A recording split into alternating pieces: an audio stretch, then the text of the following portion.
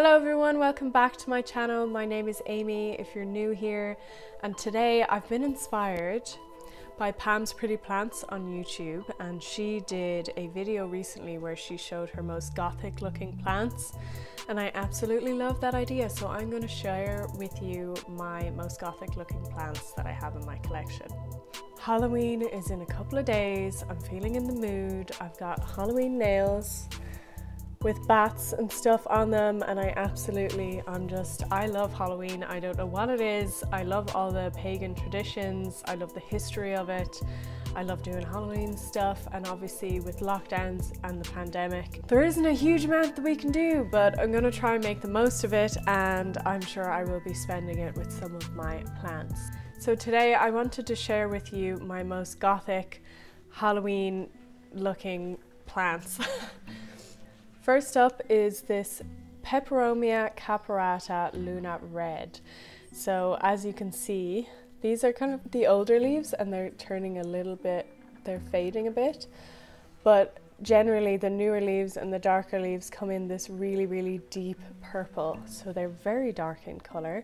Peperomia are super easy to take care of. This one, I'm pretty sure at the moment I'm giving it a bit too much light because it's bleaching a little bit, but this is definitely a gothic looking plant that if you're looking for is quite easy to find, in my opinion. This variety I've seen quite a lot here in Ireland anyway, in the garden centres, so it's fairly easy to pick up. But this is plant number one.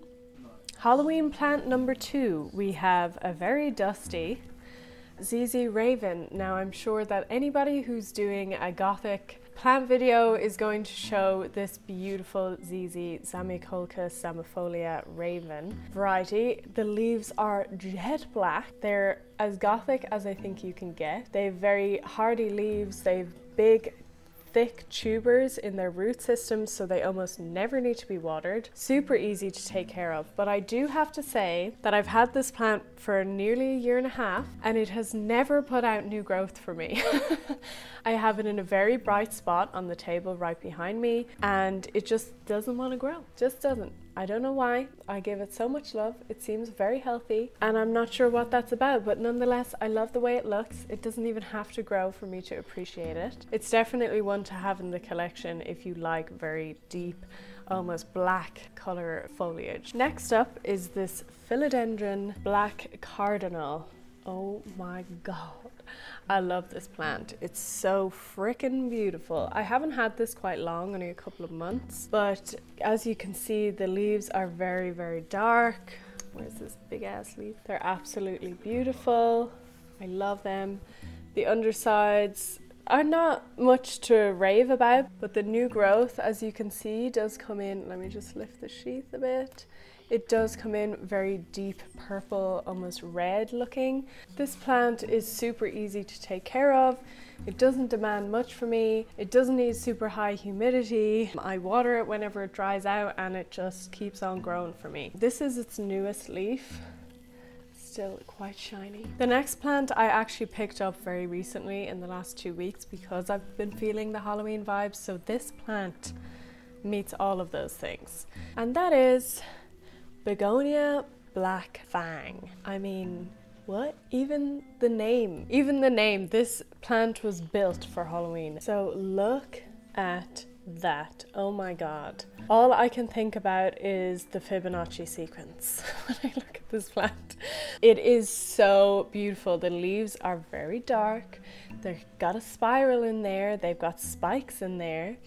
And look at the adaxial side of the leaves. They're very dark red. Is that gonna come?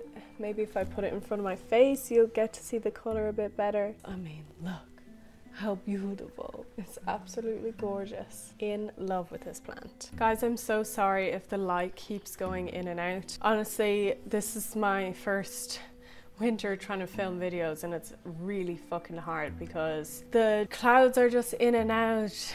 It gets dark super early now, so finding time to film is very hard. I can't do it after work anymore because it's just dark, so I'm very sorry if the video is going in and out and that annoys some people, but I'm just gonna let it go because there's more things to worry about. The next plant is on this list because of how it behaves, not necessarily how it looks, but it's a Venus flytrap or Dionea muscipula. So this plant is a Venus flytrap. So this plant, as in the common name, it traps flies. It's a carnivorous plant. So it has these little traps, and inside these traps are these small hairs, and a fly will be attracted to maybe a smell or something they secrete, and they go in there and they have to touch, I think it's 3 of the hairs, and then once that happens the trap closes. They kind of lock the fly inside for it to digest it, which is super fucking cool. I have had 2 of these before and they didn't survive because honestly I find them quite difficult to take care of. I know that they grow in bog type habitats, so they do need very moist peat-like soil. They like to stay moist. I just had to readjust the exposure there because it just got really dark and then started raining. So let's try that again. I'm just basically asking if anybody has any good videos or any great care tips on how to keep these alive indoors. I'd really appreciate it because I really want to keep one of these alive because I think they're so interesting and cool. I'm trying to give it lots of airflow with a fan and stuff to try to stop mold growing on the moist soil that it's in. I'm trying to do my research, guys, so if you have any good tips, please leave them in the comments below. Cordylinefructosa Mambo, I believe. It's a cordyline. They're very popular outdoor plants, but this is an indoor version. It's got very dark